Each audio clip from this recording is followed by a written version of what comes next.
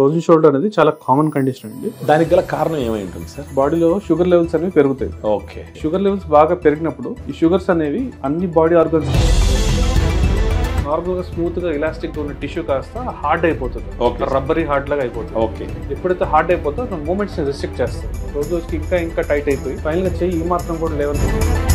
So this entire process can last between 6 months to 2 years. చాలా మంది patients చాలా late గా వచ్చిన వాళ్ళు అలా నెగ్లెక్ట్ చేసి వదిలేసిన వాళ్ళకి 2 years వరకు కూడా ఉంటుంది. 6 months తర్వాత కానీ 9 months తర్వాత కానీ వచ్చినప్పుడు షోల్డర్ మూవ్మెంట్ ఆల్మోస్ట్ 30 degrees కన్నా పైకి వెళ్ళదండి. చాలా మంది లేడీస్ అయితే కనుక గ్లౌస్ హుక్స్ పెట్టుకోలేకపోవచ్చు, కళ దూకోలేకపోతున్నాం. ప్రొసీజర్ చేయకుండా మూమెంట్ చూస్తే మీరు హార్డ్లీ 30 degrees కన్నా ఎక్కువ లేదు. రొటేషన్స్ కూడా రెస్ట్రిక్ట్ అయి ఉన్నాయి. సో అప్పుడు చిన్న ఫస్ట్ లోకల్ అనెస్థీషియా చేస్తామండి. తర్వాత ఈ విధంగా ఒక స్పైనల్ నీడిల్ని జాయింట్ లోకి మనం ఇంట్రడ్యూస్ చేస్తాం. ఎప్పుడైతే రేడియో ఎఫెక్ట్ ఇంజెక్ట్ చేస్తాం ఇలా ఈ విధంగా మనకి డై అనేది అరౌండ్ ద జాయింట్ కనిపిస్తుంది. సో మనం జస్ట్ నార్మల్ సెలైన్ ఇంజెక్ట్ చేస్తాం. సో దీంట్లో మెడిసిన్స్ డ్రగ్స్ ఏవి ఉండవు. ఎంటైర్ ప్రొసీజర్ అరౌండ్ 15 minutes లో అయిపోతుంది. 15 minutes అంటే మీకు చూపించేది కూడా రియల్ టైం అండి. దీంట్లో ఏం ఆపరేషన్స్ కుట్లు ఏమి ఉండవు. Just small needle into the joint, inject normal saline and just.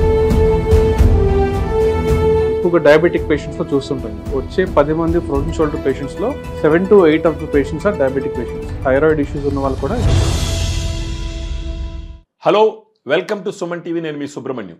ఈ రోజు Sri Manju hospital KPHB forum mall దగ్గర ఉన్నటువంటి హాస్పిటల్లో మనం ఉన్నాం. ఇక్కడ ఉండడానికి గల రీజన్ ఏంటి అంటే డాక్టర్ ప్రశాంత్ BRK సార్ వచ్చేసి ఆర్థ్రోప్లాస్టీ, ఆర్థ్రోస్కోపీ, అది కాకుండా ట్రామా సర్జన్, ఈ మూడిట్లో ఎక్స్పర్ట్ సారు. సో సార్ దగ్గరకి రావడానికి గల కారణం గురించి ఇప్పుడు మీకు చెప్తాను. నేను ఎంతో మందికి మన కుటుంబంలోనే చూస్తుంటాం, లేదంటే మన ఫ్రెండ్స్ లో చూస్తూ ఉంటాం. అప్పుడప్పుడు భుజం పట్టేసింది అని అంటారు. వాళ్ళ పరిస్థితి ఎలా ఉంటుందంటే భుజం అటు ఇటు కూడా గదపలేరు. నీళ్లు తాగాలన్నా, ఏదైనా ఎత్తుకోవాలన్నా, ఎవరికైనా షేక్ హ్యాండ్ ఇవ్వాలన్నా అసలు ఎంత ఘోరమైన పెయిన్ ఉంటుందంటే అంత పెయిన్ ఉంటుంది. దీనికి సంబంధించి డాక్టర్ ప్రశాంత్ BRK గారితో మాట్లాడి అలా వచ్చినప్పుడు తీసుకోవాల్సిన జాగ్రత్తలు వీటన్నిటి గురించి చర్చిద్దాం. Hello sir. Hello. So thank you very much sir. ఈరోజు సుమన్ టీవీతో ప్రత్యేకించి ఫ్రోజన్ షోల్డర్ గురించి మీ ఎక్స్పీరియన్స్, అది కాకుండా మీ ఇన్ని సంవత్సరాల ఎక్స్పీరియన్స్లో మీ దగ్గరికి ఎంతో మంది వచ్చి ఉంటారు. వాళ్ళు వచ్చినప్పుడు ఉన్న పరిస్థితి, తర్వాత మీరు చేసిన ప్రొసీజర్స్, ఆ తర్వాత వాళ్ళకి ఎలా అయ్యింది అన్నది మీ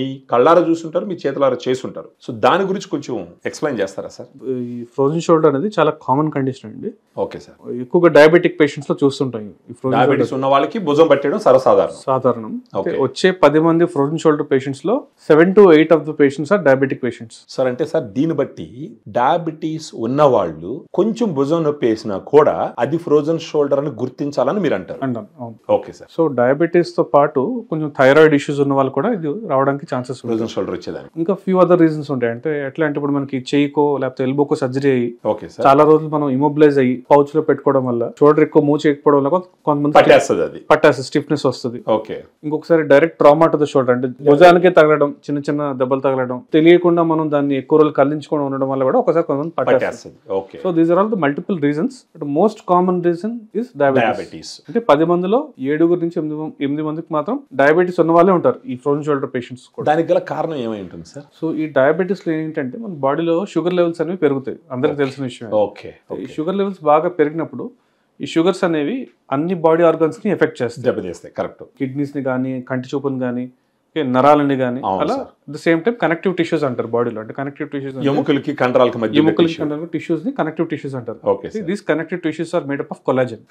ఓకే. సో ఈ కొల్లాజన్ అనేది మన మజిల్ లో ఎక్కడైతే ఉంటుందో ఆ కొల్లాజన్ ప్రోటీన్స్ పైన ఈ షుగర్ క్రిస్టల్స్ అనేవి డిపాజిట్ అవుతాయి. పట్టేస్తాయి ఆ కండరాలని. స్మూత్ గా ఇలాస్టిక్ గా ఉన్న టిష్యూ కాస్త హార్డ్ అయిపోతుంది. అప్పుడు చేయి తిప్పలేం. సో నార్మల్ గా మన చేయి తిప్పడానికి కావాల్సిన కండరాలు ఏవైతే ఉంటాయో అని క్యాప్సూల్ అంటాం. Okay sir. ఇది మన షోల్డర్ జాయింట్ అండి. బాల్ లోపల సాకెట్ ఉంటుంది. ఓకే. దీని చుట్టూ ఉన్న టిష్యూని మనం క్యాప్సూల్ అంటాం. Okay sir. Okay. So capsule is structure which protects the joint. So ఎప్పుడైతే మనకి ఆ క్యాప్సూల్ అనే స్ట్రక్చర్ లో కొలాజన్ అనేది టైట్ అయిపోతుందో because of the sugar deposition, normal గా స్మూత్ గా ఇలాస్టిక్ గా ఉన్న టిష్యూ కాస్త హార్డ్ అయిపోతుంది, రబ్బరీ హార్డ్ లాగా అయిపోతుంది. ఎప్పుడైతే హార్డ్ అయిపోతుందో మూమెంట్స్ ని రిస్ట్రిక్ట్ చేస్తుంది. అప్పుడు చేయి తిరగదు. ఓకే. సో ఇదేంటి గ్రాడ్యువల్ గా మనం చేయకపోవడం వల్ల రోజుకి ఇంకా టైట్ అయిపోయి ఫైనల్ గా చెయ్యి ఈ మాత్రం కూడా లేవని పరిస్థితికి వచ్చేస్తుంది. నొప్పి కూడా ఉంటుంది సార్. నొప్పి కూడా ఉంటుంది. అయితే దీంట్లో స్టేజెస్ ఉంటాయి. ఈ ఫ్రోజన్ షోల్డర్ లో 3 స్టేజెస్ ఉంటాయి. Okay sir. ఫస్ట్ స్టేజ్ లో వచ్చి ఇన్ఫ్లమేషన్ ఉంటుంది. అంటే లోపల టిష్యూ అంతా డ్యామేజ్ అవడం వల్ల వాస్తుంది, దానివల్ల పెయిన్ వస్తుంది లోపల. అవును సార్. పెయిన్ తో పాటు స్టిఫ్నెస్ ఉంటుంది. సో ఈ స్టేజ్ అనేది ఫ్యూ మంత్స్ 3 to 6 months వరకు ఆ స్టేజ్లో ఉండడానికి అవకాశం ఉంటుంది. ఓకే. నెక్స్ట్ స్టేజ్ వచ్చి ఫ్రోజన్ స్టేజ్, అంటే ఆల్మోస్ట్ జాయింట్ అంతా ఫ్రీజ్ అయిపోతుంది, పెయిన్ తగ్గుతుంది కానీ మూమెంట్స్ మాత్రం రెస్ట్రిక్ట్ అయి ఉంటాయి. ఓకే. ఇది కూడా ఫ్యూ మంత్స్, అంటే 6 months to 9 months వరకు ఉండొచ్చు ఈ స్టేజ్ లో కూడా. ఓకే.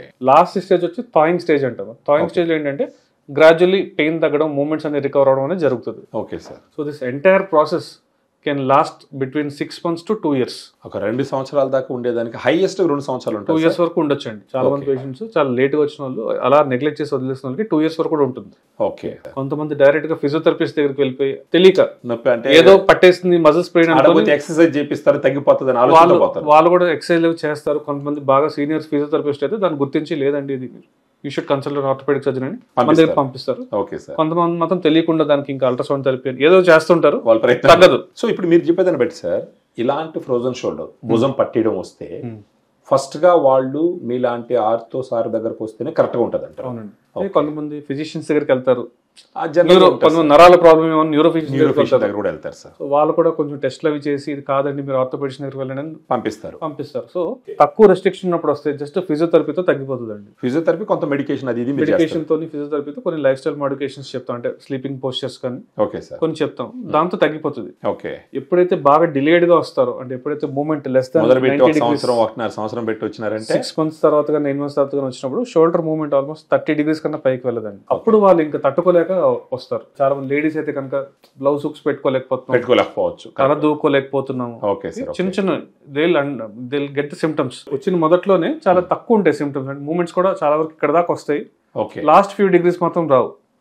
ఆ స్టేజ్ లో కనుక మన దగ్గరకు వస్తే జస్ట్ మందులతోనో ఫిజియోథెరపీతోనో తగ్గిపోతుంది. మీ దగ్గరికి అలా వచ్చి వాళ్ళ హిస్టరీ చూసి మీరు ట్రీట్మెంట్ ఇచ్చి వాళ్ళు ట్రీట్ చేసినప్పుడు pre treatment, during treatment, post treatment ఏదైనా రికార్డ్ చేసిన వీడియోలు ఉన్నాయా సార్ మీ దగ్గర? నా దగ్గర వీడియోస్ ఉన్నాయండి, మీకు రికార్డ్ చేసిన వీడియోస్ చూపిస్తాను. అవి మాకు ఇచ్చినారంటే సార్ చూపిస్తాను. అంటే మేల్ పేషెంట్స్, ఫీమేల్ పేషెంట్స్ కూడా వీడియోస్ నా దగ్గర ఉన్నాయి. ఓకే.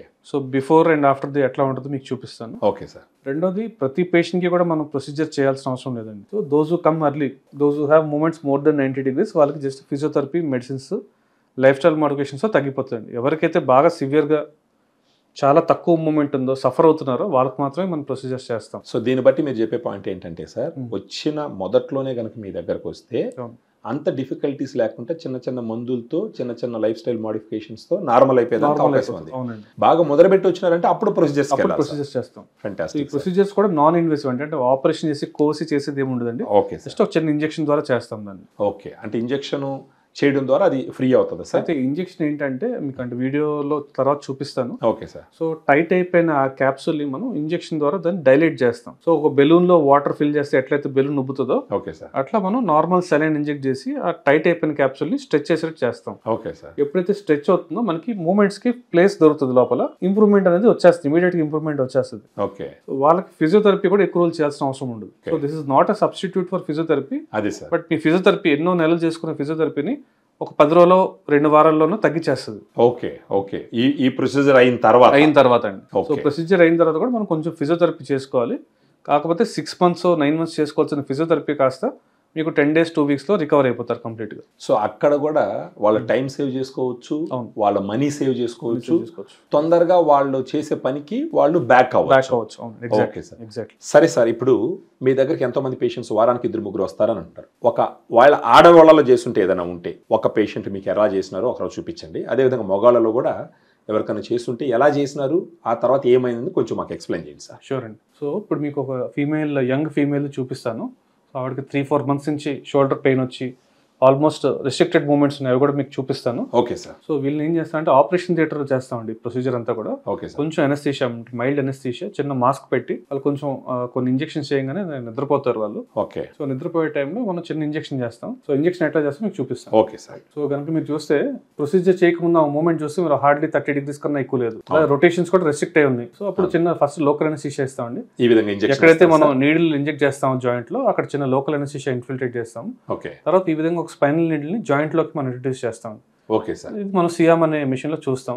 ఓకే. ఎప్పుడైతే ఈ నీడిల్ అనేది మనకు జాయింట్ లో ఉందని కన్ఫర్మ్ అవుతుందో, ఓకే, చిన్న రేడియోపేక్ డై ఇంజెక్ట్ చేస్తామండి. Okay sir. సో ఈ రేడియోపేక్ డై ఏం చేస్తా అంటే మనకి నీడిల్ అనేది జాయింట్ లో ఉందా లేదా అనేది కన్ఫర్మ్ చేస్తుంది. ఓకే. సో ఇప్పుడు మీరు చూస్తే కనుక just injecting small radiopaque dye into the joint. అదే సార్. సో ఎప్పుడైతే రేడియోపిక్ డై ఇంజెక్ట్ చేస్తాం ఇలా ఈ విధంగా మనకి డై అనేది అరౌండ్ ద జాయింట్ కనిపిస్తుంది. అది మీకు ఒక సూచన లాగా confirmation that needle is in the. Okay sir. మనం జస్ట్ నార్మల్ సెలైన్ ఇంజెక్ట్ చేస్తాం. సో దీంట్లో మెడిసిన్స్ డ్రగ్స్ ఏవి ఉండవు. నార్మల్ సెలైన్ అండి. నార్మల్ మనం సెలైన్ ఇంజెక్ట్ చేస్తాం. అదే సెలైన్ కొంచెం ఆ పట్టుని వదిలిస్తుందండి. సో టైట్ అయిపోయిన జాయింట్ ని అది వదిలిస్తుంది. ఓకే. సో మనం అన్నట్టు ఫ్రీ చేస్తుంది. ఫ్రోజన్ షోల్డర్ అనే దాన్ని టైట్ అయిపోయిన జాయింట్ ని ఇది ఫ్రీ చేస్తుంది. ఫ్రీ చేయడం వల్ల మనకి అడిషన్స్ అన్ని బ్రేక్ అయ్యి మూవ్మెంట్స్ అన్ని ఫ్రీ అవుతాయి. Okay. If you see we inject around 80 to 100 ml of normal saline okay sir into the joint. Okay. ఒకసారి ఇంజెక్ట్ చేసిన తర్వాత ఎలాగో మత్తులో ఉంటారు కాబట్టి అడిషన్స్ రిలీజ్ చేయడానికి జాయింట్ ని మనం అన్ని డైరెక్షన్స్ లో తిప్పుతామండి. అప్పుడు ఫ్రీ అవుతుంది. సో అప్పుడు చేసేటప్పుడు కూడా మనకి అడిషన్స్ అవి రిలీజ్ అయినట్టు సౌండ్స్ వస్తూ ఉంటాయి, తెలుస్తూ ఉంటుంది. సో టైట్నెస్ అంతా కూడా ఆ సమయంలో వాళ్ళకి నొప్పి అయితే తెలియదు, ఎందుకంటే mild anaesthesia. So entire procedure around 15 minutes లో అయిపోతుంది అండి. 15 minutes అంటే మీకు చూపించేది కూడా రియల్ టైం అండి. దీంట్లో ఏం ఆపరేషన్స్ కుట్లు ఏం ఉండదు. Just small needle into the joint, inject normal saline and just rotate in all directions. మన షోల్డర్ అనేది చాలా మొబైల్ జాయింట్ అండి. చిన్న సాకెట్ పెద్ద బాల్ ఉంటుంది. సో ఎటు పడితే మనం తిప్పొచ్చు, షోల్డర్ తిప్పుకోవచ్చు. ఓకే. అందుకనే అది ఫస్ట్ ఎఫెక్ట్ అవుతుంది. Okay sir. ఎందుకంటే ఇట్స్ మోస్ట్ మొబైల్ జాయింట్, అదే ఫస్ట్ ఎఫెక్ట్ అవుతుంది డయాబెటిక్ పేషెంట్స్. ఓకే. సో అన్ని జాయింట్స్ ఎఫెక్ట్ అవుతాయి because shoulder is very hyper mobile. అది కొంచెం అర్లీగా ఎఫెక్ట్ అవుతుంది. ఓకే. ఇప్పుడు మీరు విధంగా చూస్తే మనం అన్ని డైరెక్షన్స్ చేతిని తిప్పి అడిషన్స్ అన్ని రిలీజ్ ఇంతకు ముందు తిరగలేదు. ఇప్పుడు మీ క్లాస్ లో చూపిస్తాను. కంప్లీట్ గా చేయి పైకి వెళ్తుంది వితౌట్ మచ్ ఎఫర్ట్. ఈజీగా తిరుగుతుంది. ఇంతకు ముందు మీరు ఎట్టి అన్నా కానీ చేయి వదిలేసినా కూడా అట్లా పడిపోతుంది. ఓకే. ఇంతకు ముందు అలా లేదు. ఇంతకు ముందు లేదు. ఎస్, కంప్లీట్ గా ఫ్రీ అయిపోతుంది అండి చేయి.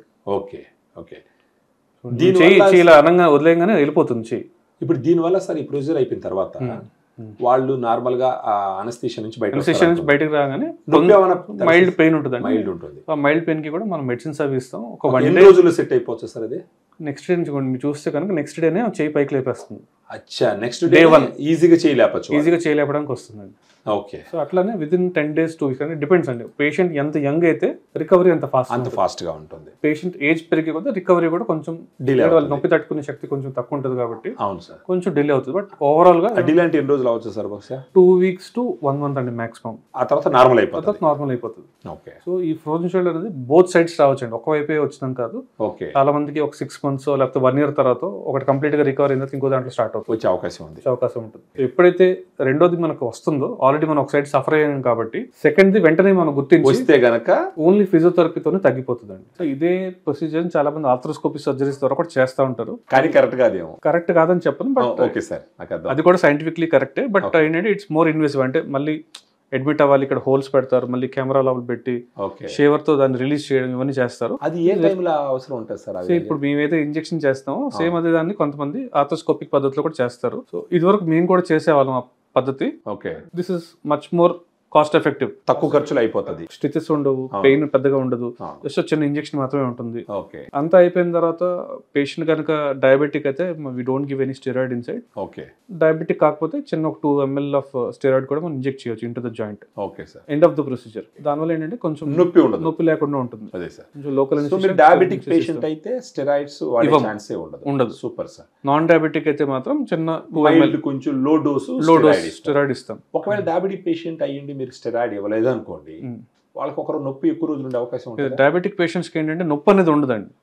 ఓకే. డయాబెటిక్ పేషెంట్స్ కి నొప్పి అనేది చాలా తక్కువ ఉంటుంది. అందుకే వాళ్ళు డిలేడ్ గా దాన్ని గుర్తిస్తారు. ఓకే. వాళ్ళకి వచ్చినా కూడా డయాబెటిక్ పేషెంట్స్ వాళ్ళకి స్టిఫ్నెస్ ఉన్నా వాళ్ళు గుర్తించరు, నొప్పి తెలియదు, నొప్పి తక్కువ ఉంటుంది వాళ్ళకి.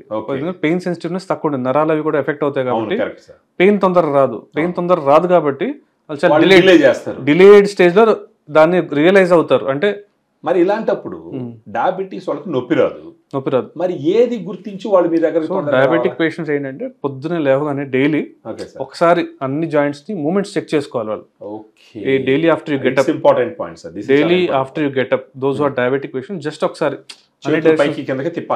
వదిలించడం, అన్ని డైరెక్షన్స్. ఎప్పుడైనా మీకు కొంచెం టైట్ గా అనిపించింది అనుకోండి, అప్పుడు గుర్తించాలి. That is early sign of frozen shoulder. ఇది చెప్పకపోతే తెలియదు సార్ జనాలకి. మీరు చెప్తున్నారు కాబట్టి, మీరు అన్నట్టు వాళ్ళ నొప్పి తెలియదు. మీరు చూస్తే ఈవెన్ హార్ట్ అటాక్స్ కూడా సైలెంట్ హార్ట్ అటాక్స్ వస్తాయి డయాబెటిక్ పేషెంట్స్. అవును, తెలియదు.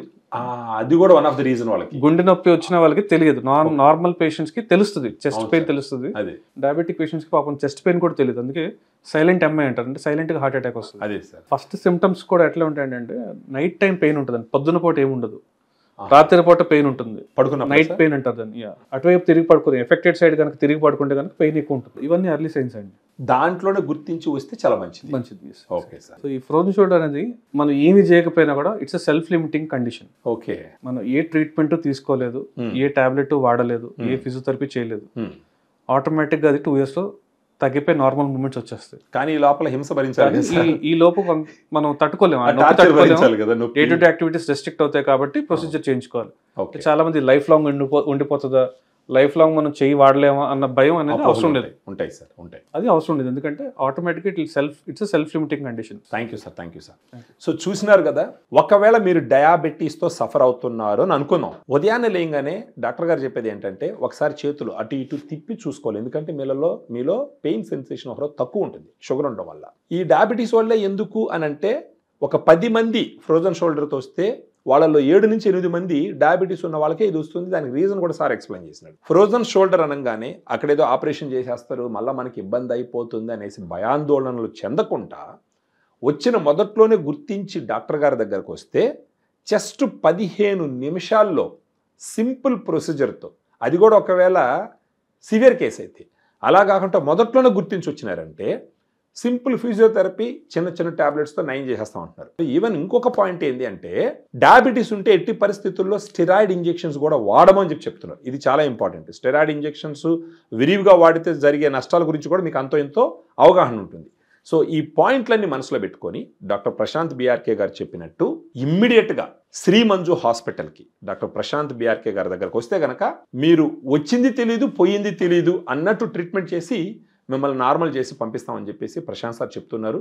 ఎవరికున్నా సరే, మీ ఇంట్లో అయినా సరే, మీ పక్కింటి వాళ్ళైనా సరే, మీ ఫ్రెండ్ సర్కిల్ అయినా సరే, మీ బంధువులైనా సరే, వాళ్ళకి అవగాహన కల్పించి వాళ్ళు ఈ ఫ్రోజన్ షోల్డర్ అనేటటువంటి ఒక ప్రాబ్లంతో 2 సంవత్సరాలు సఫర్ అవ్వకుండా తొందరగా నయం చేసుకునే విధంగా మీరు సహాయం చేసి వాళ్ళని శ్రీ మంజు హాస్పిటల్కి పంపించినారంటే వాళ్ళు ఒక క్వాలిటీ ఆఫ్ లైఫ్ లీడ్ చేస్తారని చెప్పేసి డాక్టర్ గారు చెప్తున్నారు. Thank you very much. Keep watching.